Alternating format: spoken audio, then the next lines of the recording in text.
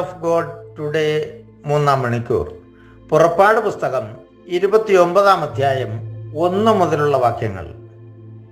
എനിക്ക് പുരോഹിത ശുശ്രൂഷ ചെയ്യുന്നതിന് അവരെ നിയോഗിക്കാൻ നീ ചെയ്യേണ്ടത് ഇതാണ്: ഒരു കാളക്കുട്ടിയെയും ഊനമറ്റ 2 മുട്ടാടിനെയും തിരഞ്ഞെടുക്കുക. പുളിപ്പില്ലാത്ത അപ്പം, എണ്ണ ചേർത്ത മയം വരുത്തിയ പുളിപ്പില്ലാത്ത അപ്പം, എണ്ണ പുരട്ടിയ പുളിപ്പില്ലാത്ത നേർത്ത അപ്പം ഇവ സജ്ജമാക്കുക. അവയെല്ലാം ഗോതമ്പ് മാവ് കൊണ്ട് ഉണ്ടാക്കണം.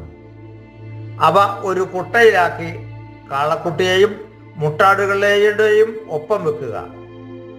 നീ അഹ്റോനെയും അവന്റെ പുത്രന്മാരെയും സമാഗമ കൂടാരത്തിന്റെ വാതിക്കൽ കൊണ്ടുവന്ന് അവരെ വെള്ളം കൊണ്ട് കഴുകുക. അങ്കി, എഫ്രോത്തിന്റെ നീല അങ്കി, എഫ്രോത്ത്, ഉരസ്ത്രാണം, എഫ്രോത്തിന്റെ ചിത്രത്തയ്യലുള്ള അരപ്പട്ട എന്നിവ അഹ്റോനെ അണിയിക്കണം. അവന്റെ തലയിൽ തലപ്പാവും തലപ്പാവിന് മേൽ വിശുദ്ധ കിരീടവും വയ്ക്കണം. അനന്തരം തൈലം തലയിലൊഴിച്ച് അവനെ അഭിഷേകം ചെയ്യുക. അവന്റെ പുത്രന്മാരെ കൊണ്ട് വന്ന് അങ്കികൾ ധരിപ്പിക്കുക. നീ അവരെ അരപ്പട്ടകളും തൊപ്പിയും അണിയിക്കണം. ശാശ്വതമായ നിയമം അനുസരിച്ച് പൗരോഹിത്യം അവരുടേതായിരിക്കും. നീ അഹ്റോനെയും അവന്റെ പുത്രന്മാരെയും പുരോഹിതരായി അവരോധിക്കണം. ഈശോയിൽ സ്നേഹമുള്ളവരെ, പൗരോഹിത്യത്തിലേക്ക് വിളിച്ച് വേർതിരിക്കുന്ന അഹ്റോനെയും അവന്റെ പുത്രന്മാരെയും ക്രമപ്പെടുത്തുന്നതും അവരെ വേർതിരിച്ചു കൊണ്ടുവരുന്നതും അവർക്ക് പൗരോഹിത്യ ശുശ്രൂഷ ചെയ്യുന്നതിന് വിശുദ്ധ വസ്ത്രങ്ങൾ രൂപപ്പെടുത്തി അത് അവരെ ധരിപ്പിക്കുന്നതും അവരെ അഭിഷേകം ചെയ്യുന്നതുമായിട്ടുള്ള കാര്യങ്ങളെക്കുറിച്ചാണ് ഇവിടെ പറയുക. എത്രയേറെ പരിശുദ്ധിയും എത്രയേറെ ഒരുക്കവും എത്രയേറെ പവിത്രതയും അതിൽ ദൈവം കൽപ്പിക്കുന്നുവെന്ന് ഈ തിരുവചനത്തിൽ നമുക്ക് മനസ്സിലാക്കാൻ പറ്റും. അത്രയേറെ ഒരുക്കത്തോടു കൂടിയ പൗരോഹിത്യത്തിലേക്ക് അവരെ വേർതിരിക്കപ്പെടുന്നത്. പ്രിയമുള്ളവരെ, ഇന്ന് നമ്മുടെയൊക്കെ ചിന്തയിലേക്ക് കടന്നു വരുമ്പം പുരോഹിതരോടുള്ള നമ്മുടെ കാഴ്ചപ്പാടുകൾ എവിടെയാണ് നിൽക്കുന്നത്?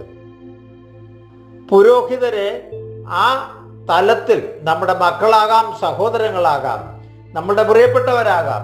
പക്ഷേ അവരെ പൗരോഹിത്യത്തിലേക്ക് വേർതിരിക്കപ്പെട്ട് കഴിഞ്ഞാൽ അവരിൽ ഉണ്ടാകേണ്ട മാറ്റം, അവർക്ക് സ്വയമേ അവര് വിശുദ്ധിയുടെ ആ വലിയ നിറവിലേക്ക് അവർ മാറ്റപ്പെട്ടു എന്നും അവരുടെ വസ്ത്രങ്ങളും അവരുടെ അലങ്കാരങ്ങളും അരപ്പട്ടയും തലയിൽ ധരിക്കുന്ന കിരീടങ്ങളും ഒക്കെ കൊണ്ട് അവർ വേർതിരിക്കപ്പെടുകയാണ്.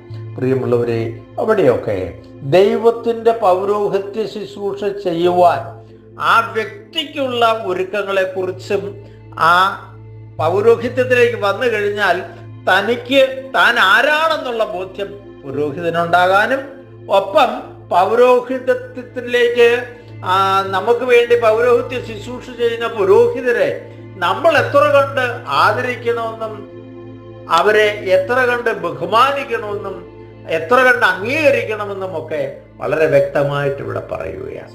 പ്രിയമുള്ളവരെ, ആ ഒരു ബോധ്യത്തോടു കൂടി പുരോഹിത ശുശ്രൂഷ ചെയ്യുന്ന പുരോഹിതരെ നമുക്ക് കാണാൻ പറ്റട്ടെ. ലാഘവത്തോടെ പുരോഹിതനെ സമീപിക്കാതിരിക്കാൻ, നമ്മുടെ കൃപ നഷ്ടപ്പെട്ടു പോകാതിരിക്കാൻ, അല്ലെങ്കിൽ ദൈവത്തിൻ്റെ കോപത്തിന് നമ്മൾ ഇരയാകാതിരിക്കാൻ ദൈവം വേർതിരിച്ചെടുത്തിരിക്കുന്ന പുരോഹിതരോട് അത്രയേറെ സ്നേഹവും ബഹുമാനവും ആദരവും കൊടുക്കാൻ ദൈവം നമ്മളെ ആഹ്വാനം ചെയ്യുന്നുണ്ട്. ആ ബോധ്യത്തോടുകൂടി നമ്മുടെ പുരോഹിതരെ കാണാനും പുരോഹിത ശുശ്രൂഷയെ കാണാനും പൗരോഹിത്യത്തിൻ്റെ എല്ലാ ഓരോ വസ്ത്രങ്ങളെയും ആ വിശുദ്ധിയിൽ കാണാനും നമുക്കിടയാകട്ടെ. പിതാവിൻ്റെയും പുത്രൻ്റെയും പരിശുദ്ധാത്മാവിൻ്റെയും നാമത്തിൽ ആമേൻ.